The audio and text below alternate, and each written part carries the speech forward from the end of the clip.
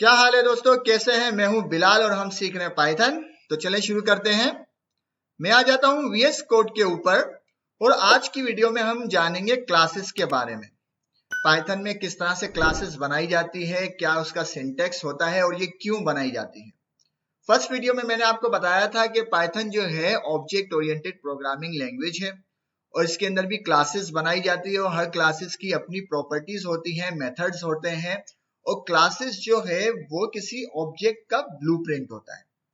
अब मान लेते हैं कि हमें कोई ऑब्जेक्ट बनाने हैं बहुत सारे, तो हम फिर उनका क्या करते हैं, उन ऑब्जेक्ट को बार बार बनाने से बेहतर है कि उनकी एक क्लास बना दी जाए, उसके अंदर उनका एक स्ट्रक्चर डिफाइन कर दिया जाए, फिर उस स्ट्रक्चर या उस क्लास के ऊपर हम एक या एक से ज्यादा ऑब्जेक्ट्स बना सकते हैं। लाइक वो ऑब्जेक्ट्स मिलियंस में भी हो सकते हैं।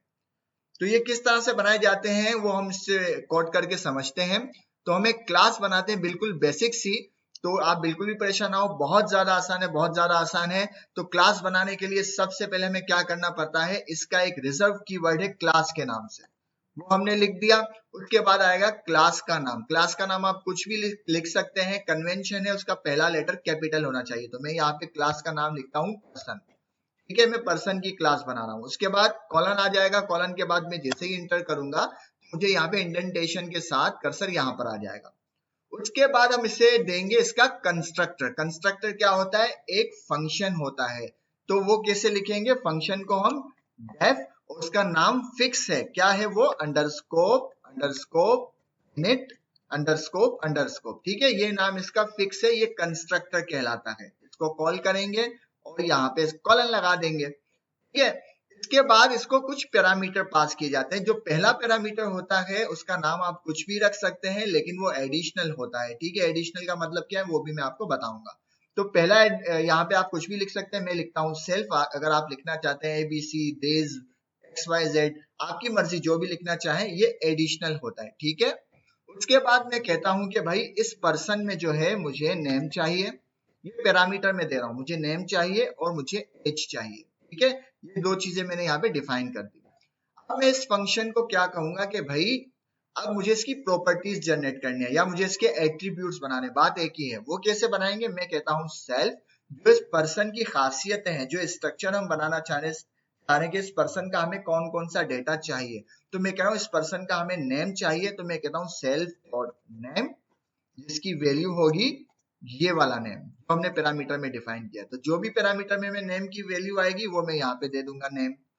इसी तरह मैं कहता हूं कि इसकी हमें एज चाहिए, इस पर्सन की हमें एज चाहिए, तो मैं कहता हूं सेल्फ डॉट एज और यहाँ पे मैं यहाँ ये वाली एज की वैल्यू ले लेता हूँ कि भाई इस एज में जो भी वैल्यू आप आए वो मुझे यहाँ पे असाइन कर दो। इस तरह से हमने एक बेसिक सी क्लास बना दी। बात समझ में आ गई? बिल्कुल, बहुत ज्यादा क्लियर है। क्लास जो कि एक रिजर्व कीवर्ड है, उसके बाद क्लास का नाम है, कन्वेंशन है, उसका पहला लेटर कैपिटल, उसके बाद एक कंस्ट्रक्टर का फंक्शन जिसका नाम है इनिट अंडरस्कोप अंडरस्कोप इनिट, फिर अंडरस्कोप अंडरस्कोप। उसके अंदर हमने क्या पैरामीटर डिफाइन किए, जिसमें जो पहला पैरामीटर है, नाम आप कुछ भी रख सकते हैं, मैंने सेल्फ लिखा है, वो एडिशनल है। किस तरह से एडिशनल है वो मैं भी आपको बताता हूँ। उसके बाद हमने कहा हमें नेम चाहिए, एज चाहिए और इसके अंदर हमने इसकी प्रॉपर्टीज कह दो या एट्रीब्यूट्स कह दो, वो डिफाइन किए कि भाई इस पर्सन की जो क्वालिटीज है, इस पर्सन के अंदर जो डेटा चाहिए, हमें नेम चाहिए, तो self dot name self dot age के नाम से दो एट्रीब्यूट बनाए जिसकी जो वैल्यू है वो यहां से आएगी पैरामीटर से। ठीक है, अब हम इसका ऑब्जेक्ट बनाते हैं, इसके जरिए ऑब्जेक्ट बनाते हैं। किस तरह से बनाएंगे, ऑब्जेक्ट का नाम आप कुछ भी रख सकते हैं। मैं लिखता हूं P1 और इजिकल टू, हम इस क्लास को करेंगे कॉल पर्सन। ठीक है, इस क्लास को मैंने कर दिया कॉल। इस क्लास को जब मैंने कॉल किया तो अब जो है उसूलन तो यहाँ पे तीन एट्रीब्यूट सॉरी तीन पैरामीटर है। तो मैंने कहा पहला जो है एडिशनल है, मतलब वो काउंटिंग में नहीं आएगा, हमें डायरेक्ट नेम देना है और एज देनी है। तो मैं यहाँ पे नाम देता हूं गुलजारी लाल और एज देते हैं 50। ठीक है, और यहाँ पे मैं प्रिंट करवाता हूं, प्रिंट करते हैं P1.name। P1.name को मैंने प्रिंट कर दिया। अब अगर मैं अपने कोड को चलाऊं तो देखते हैं क्या P1 का ऑब्जेक्ट बन गया, जिसकी प्रॉपर्टी है गुलजारी लाल, सॉरी जिसकी जो प्रॉपर्टी नेम और एज है और नाम गुलजारी लाल और एज 50 है। ठीक है, मैं यहाँ कोड को चलाता हूं, देखो हमारा ऑब्जेक्ट बन गया। अगर इसी तरह से मैं इसको एच कर दूं, तो अब मैं चलाऊं तो देखो यहाँ पे कोड में जैसे ही चलाता हूं तो मुझे उसकी एज भी मिल जाती है, किसकी, P1 की। अब हमने क्लास बना दी, हमने इसका ब्लूप्रिंट बना दिया, हमने पर्सन का स्ट्रक्चर बना दिया। अब इस स्ट्रक्चर के ऊपर मैं यहाँ पे जितने भी ऑब्जेक्ट बनाना चाहूँ बना सकता हूँ। लाइक मुझे से उसको रीनेम करना होगा और रीनेम करना होगा। ठीक है, नाम आप कुछ भी रख लें। अब एक ऑब्जेक्ट बनाए इस क्लास के ऊपर या 1000 ऑब्जेक्ट बनाए, कोई फर्क नहीं पड़ता। हमने यहाँ डेफिनेशन बना दी, हमें सिर्फ यहाँ पर डेटा चेंज करना होगा। ठीक है, लाइक मैंने यहाँ कर दिया रतन लाल, जिसकी उम्र का अभी तक कोई मालूम नहीं, मैंने 22 कर दिया। इसके बाद मैंने कर दिया बिलाल और यहाँ पे मैंने कर दिया 40। बाकी मैं मिटा देता हूँ, बहुत ज्यादा हो गए, सिर्फ समझने के लिए मैंने आपको बताया। ये हमने यहाँ पे कुछ ऑब्जेक्ट डिफाइन कर दिए। तो इस तरह हमने एक क्लास से कर 3 ऑब्जेक्ट बनाए और एक को फिलहाल डिस्प्ले किया।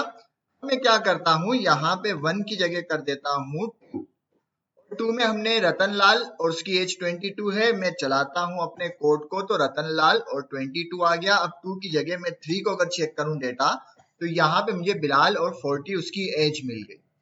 कितनी आसानी से क्लास के जरिए हम ऑब्जेक्ट को डिफाइन करें, सिर्फ डेटा पास करें और वन टाइम हमने क्लास डिफाइन कर दी। अच्छा, अब एक मजेदार और चीज, फॉर एग्जांपल इन फ्यूचर हमें इसके अंदर कुछ चेंजेस करना पड़ी है, कुछ एक्सटेंशन करनी पड़ी है या कुछ भी प्लस माइनस करना पड़ा है, तो फॉर एग्जांपल मैंने एक यहाँ पे मेथड डिफाइन किया। देखो जब हम ये फंक्शन क्लास से बाहर डिफाइन करते हैं तो उस वक्त फंक्शन कहलाते हैं, जब यही फंक्शन हम क्लास के अंदर डिफाइन करते हैं तो फिर ये मेथड कहलाते हैं। ठीक है, तो यहाँ पे मैं एक मेथड लिखता हूं डेफ वेलकम, और वेलकम में हम क्या करते हैं सेल्फ, और सेल्फ में मैं इसको कहता हूं कि भाई प्रिंट करवाओ। फिलहाल कुछ कैलकुलेशन नहीं करे, बस प्रिंट करवा रहे हैं। प्रिंट करवाओ, क्या प्रिंट करवाना है, यहाँ पे मैं लिखता हूं F welcome self dot name, मतलब जिसका भी ये ऑब्जेक्ट है उसको वेलकम कह दे। जिसका भी ये ऑब्जेक्ट है, ये सेल्फ नेम से मतलब ये है कि ये इस वाले सेल्फ नेम को रिफर कर रहा है। तो यहाँ पे जो भी ऑब्जेक्ट नाम देगा, यहाँ पे जो भी नाम देगा वो यहाँ पे उसको वेलकम कह देगा ये फंक्शन। ठीक है, मैं सेव करता हूं और यहाँ पे इसको कॉल करके देखते हैं P3 को ही, P3 डॉट वेलकम, और यहाँ पे मैं कॉल करता हूं और चलाते हैं। देखो वेलकम बिलाल, बिलाल नाम, उसकी एज और वेलकम बिलाल। अब इस 3 को मैं करता हूं कंट्रोल डी और 2, और अब अगर हम चलाएं तो देखो उसने तमाम जो ऑब्जेक्ट है उसकी डायनामिक चेंज की और सबके साथ ये फंक्शन है जो अटैच हो गया, और सबको उसने हेलो रतनलाल, जो भी उसका नाम आ रहा है, यहाँ पे जिस ऑब्जेक्ट का नाम जो भी है उसको हमने यहाँ पे सेल्फ डॉट नेम करके गेट कर लिया कि भाई जिस भी ऑब्जेक्ट का ये फंक्शन है या मेथड है उसी का नाम आना चाहिए।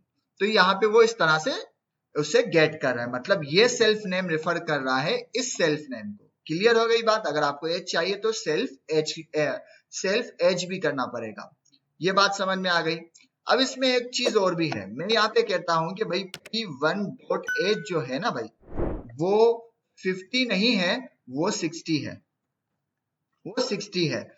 यहाँ पे मैं क्या करता हूं, P2 को 1 कर देते हैं और देखते हैं कि क्या हमारी एज चेंज हुई, क्योंकि हमने इससे P1 को कहा कि गुलजारी लाल की उम्र जो है वो 50 है, बट यहाँ पे हमने कहा नहीं भाई 50 नहीं है 60 है। तो अब देखते हैं क्या चेंज हो रही है। मैं यहाँ पे कोड चलाता हूं तो देखो गुलजारी लाल की एज भी चेंज हो गई। तो इस तरह से हम उसकी ऑब्जेक्ट की वैल्यू भी चेंज कर सकते हैं इंडिविजुअल लेवल के ऊपर। तो उम्मीद है आपको पसंद आई होगी आज की वीडियो। हमने बहुत ही बेसिक सी क्लास बनाई थी और इसे और ज्यादा एक्सप्लोर करेंगे इन फ्यूचर। तो हमारे साथ जुड़े रहें और अच्छी लगे तो लाइक करें, शेयर करें, सब्सक्राइब करें। मिलते हैं नेक्स्ट वीडियो में। अल्लाह हाफिज।